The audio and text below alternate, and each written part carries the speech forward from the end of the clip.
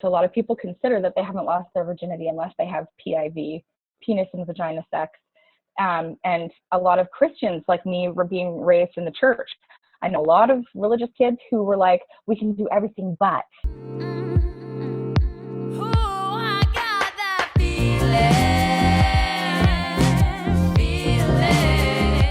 Hello and welcome to the first video for the Redefining Sex series. I feel like I've had no sex education, just the weird 1950s style in school where they show you how to put a condom in a banana. Today I'm going to be chatting to Joslyn, who's in Vancouver, Canada. Joslyn's going to school me on everything I need to know sex, and consequently you, before we begin this journey. So, let's jump into it. School time.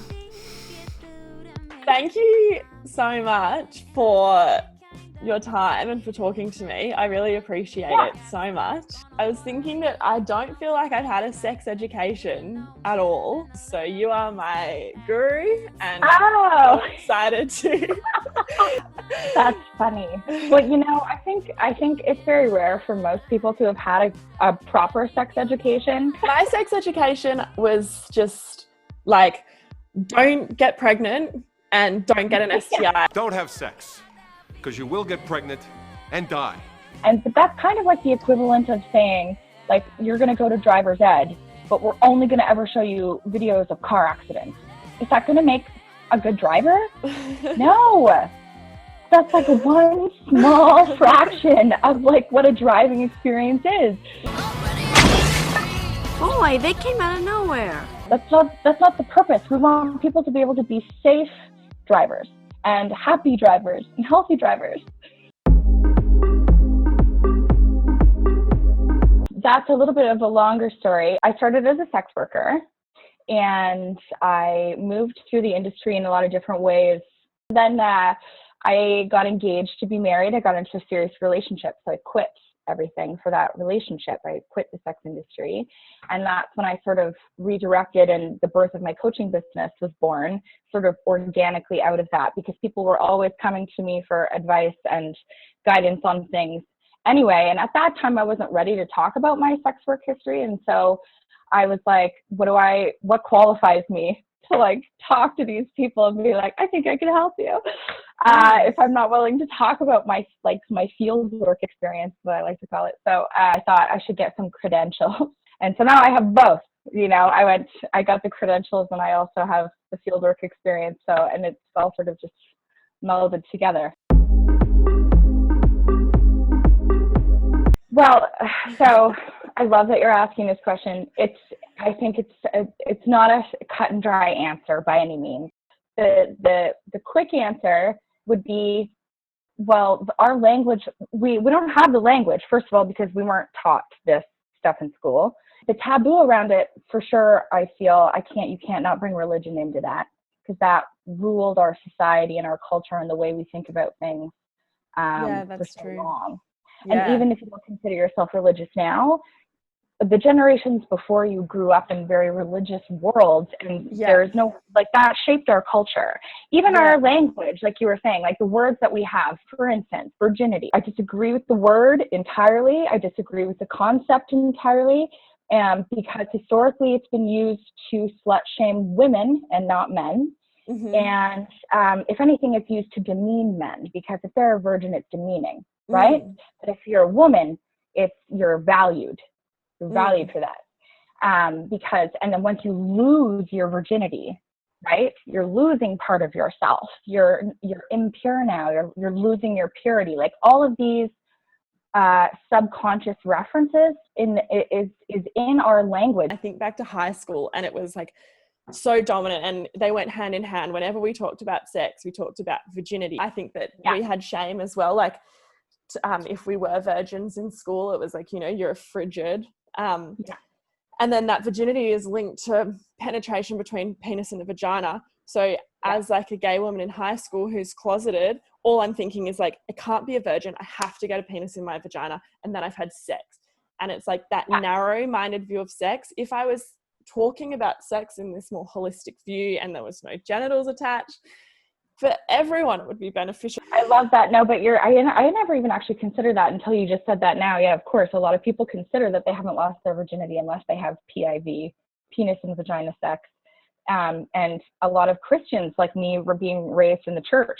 I know a lot of religious kids who were like, we can do everything but, and then you're still a virgin, right? So you're not sinning in the eyes of God. But like, who gave you those rules? Even like, for example, with my son, I always used proper body parts, like then the autonomous name for like the body part, always. Like this is your penis, this is your, your anus, this is your toe, this is your elbow. It shouldn't be any weirder to say nipple, vulva, vagina. It's not your PP, it's not your front bum. Like that's it's your vulva. And there should be nothing wrong with saying that. And also women understanding the difference between the vulva and the vagina is a big thing, I think, as well. But female anatomy is still such a mystery to even most women. It's a shame. As a woman, it feels like you go from it being your hoo-ha to your pussy, and there's like no in between. And you're like, how the fuck did I get here? Why has no one taught me about it? Your hoo-ha. Yeah, I actually have a name for mine, so I talk to her and everything like that. We have a really good relationship. I love her a lot. She loves me. We're really very symbiotic, because not everybody is symbiotic with their body,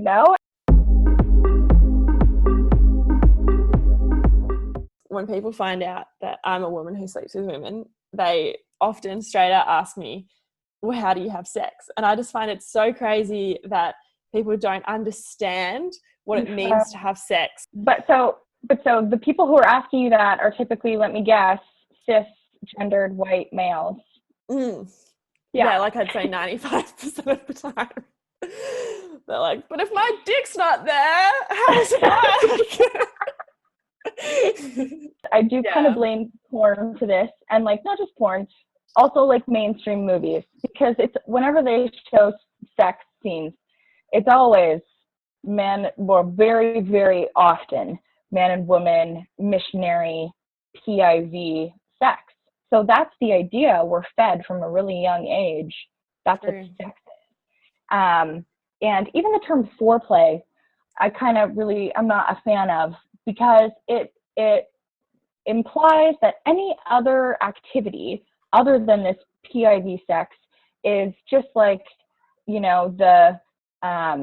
the intro artist before the main event. And the main event being penis. The penis. Yes. And it's like, I don't agree with that hierarchy. An exercise I like to do with clients a lot is called the sexual hierarchy. And so you write down all of the activities, the sexual acts that you really enjoy, and then you like grade them and put them into a pyramid type shape. And so the ones that are the most important to you and that you enjoy the most, and that are like the most intimate, go at the top. And then you go down a level to the ones that are maybe platonic or not very sexual at all, that you're okay hugging or holding hands or whatever. Yeah. So it's interesting to see what people value in terms of what they think a sexual experience is. And a lot of people don't think about this either, because again, it's not a discussion we're having very often in many places.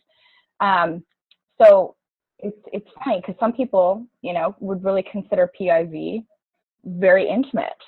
For me, kissing's at the top of my pyramid. Kissing is the most intimate thing. I don't do that with very many people. I have a different story and a different background being a sex worker and all of that. But we all have these hierarchies. So figuring out what that is and where you got these ideas from too. How come you think that that's the most sexual thing or that's the most intimate thing? Decomposing that can be really helpful for you to figure out really where you are at with your sexuality. I get like the second part that I think when people ask me that, like, how does it work, is like at first you're drawn back and you're offended, and then you think, okay, well, it's interesting that you don't know. And I suppose I'm just one person and there are like millions of people having sex in so many different ways, and I don't know how they're having sex either, because we just don't know. Like, we know PIV and we know what we've learned from ourselves. But if you do chat to someone and you want to learn about their sexuality, what's some of the best languages and ways that you can do it without being rude or making someone uncomfortable? So I think always before you ever delve into something that you know is going to be personal for somebody, you should ask for consent. So can I ask you a question that's maybe a little personal, or can I ask you a question that maybe might make you a little uncomfortable? And I think being curious is a good thing. If you're being curious, like truly gently curious, then I think that's a great thing. But if you're asking because you have like a judgment about it, you know, people are going to sense that and not feel safe, first of all. But second of all, then it's not your right to know. Yeah, ask yourself why you're doing it, and then ask them if it's okay, if you can. Yeah. And then have the conversation, and then the more conversations we have. It's so simple, but like it's so daunting that it seems hard. Sex is a really fascinating thing for us to understand because it's like I said, it's an innate part of who we are. You can't get away from it. Whether you're asexual or, you know, demisexual or hypersexual, wherever you land on that spectrum, sex affects you. Even if it's because you feel like you're not participating because you're an asexual and so you can't relate, it still affects you. Of course, there's so many reasons why people have a hard time enjoying sex. Yeah. And there's shame and there's experiences that people have gone through. What advice do you give people that, like, to help them get on that journey to start enjoying sex and have a healthy relationship with their own sexuality? So I think the easiest thing you can do is to ask yourself questions and just get curious anytime you have a feeling or judgment come up about something. So, be gently curious with yourself, not judgmentally curious. Like, oh God, why is it that I'm always thinking about this thing? Like that's not going to get you anywhere. You want to be gently curious with yourself. Like, oh, here I am noticing this about myself again. Always asking yourself, why do I feel this way? And like, who taught me that that's what this meaning is? Like, where did I learn that from? Where did I first see this? Or why do I think this way? And asking yourself those questions is a great place to start. Like if you were told that masturbation is bad, and so now you have this internal conflict every time you want to have a self-pleasuring session, then it would be worth it to break that down. Well, who taught me this? Who taught me that masturbation is bad? Why do I think this way? Is it true? And then if it's not serving you, build a new belief. Figure out a new way that works for you, And if you can't get there on your own, there's lots of professionals you can find to help you. There's lots of amazing resources on YouTube that are free. If you don't want to pay for somebody, there's a lot out there. As a general rule, I always start with consent and body image because understanding, I think consent starts way younger than far before we start having sexual encounters with other people. Consent is taught to us and learned through family experiences. Like for example, let's say, and I know I was forced to do this when I was a kid, like hug or kiss somebody that you don't want to, like a grandpa or a relative or something. And as a kid, you're like, I don't want to do that. And your parents make you like, no, give them a hug, give them a kiss, go sit on their lap or whatever it is. And that is right there. You're teaching your child to not listen to their internal instincts and to let somebody else who's in a position of authority violate their own personal boundaries. Do you think that sets them up for really healthy sexual encounters later on in life? Yeah, wow. Probably not. Probably not. And it's a little thing that most of us don't think about, but these are these little instances where we're teaching our children how to share their bodies, how to listen to their bodies, and how to, whether or not consent matters, honestly. I'm almost just like, how long have I carried that with me where I feel like, don't be rude, be polite. Yep. Be polite, do as you're told, obey your parents. Do you think in high school we should learn like sex positions? Is that totally place? Yeah? Yeah, I think so. Why not? I think there should be a safe place for kids to come to and talk, whether it's with a registered health nurse or a sexologist that comes in for a workshop or whatever. Yeah. There needs to be a safe place for people to come and ask questions. Kids could benefit, the youth could benefit from having more explicit sex ed. I do, because it's kind of like, learn? Exactly. I think that just really understanding and being okay with the fact that sex is natural. Sex is a natural part of who you are, and so taking care of that part of you is just as much, in my opinion, should be just as much a part of your self-care routine as like working out, eating well, sleeping well, going to therapy, whatever you do for your wellness. You should be taking care of the sexual part of you too in that whole scenario.